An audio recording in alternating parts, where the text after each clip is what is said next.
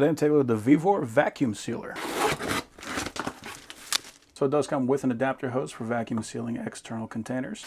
It comes with what looks like an extra sealing element. We got our instructions, and it comes with a package of bags.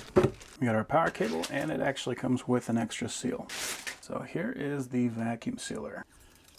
We got a mode switch so we can change between dry, moist, oil, and powder. So if you're vacuum sealing a steak or something like that, you don't want to choose moist just because it's going to have those juices inside. We got a vacuum sealing, so if you want to just seal without vacuuming, container, pulse, and stop. We got a port on the right for our external containers, and we got a port on the back for power.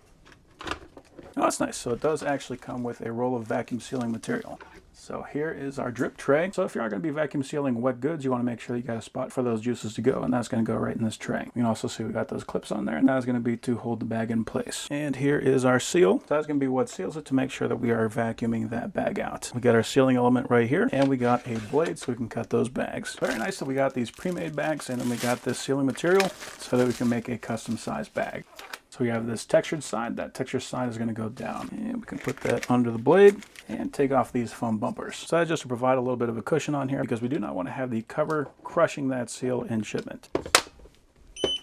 So our first seal is just going to make the bottom side of the bag. We'll just hit seal. That's nice. It's got little LEDs in there to let us know what's going on. And we got our timer here to let us know how long we got left. Nice and quick. And we can see we got that seal going all the way across. Nice thick seal on this one as well. So now we can pull out the size of the bag, whatever it is that we want, push down the blade, and slide it across. And again, we want to put the textured side down, and we're just going to drop this underneath those clips. Now you can put it in the clip or underneath. It really does not matter, as long as it's holding that in place. Make sure you press down until it clicks. We are in dry. We could change that, but we need to keep that in dry. And we'll hit vacuum.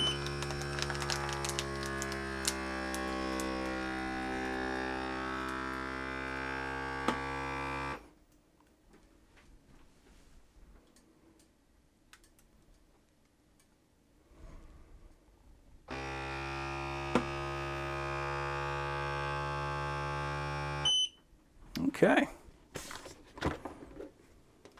And there we go. We've got a nice tightly packed set of almonds. So overall, that is a very nice vacuum sealer.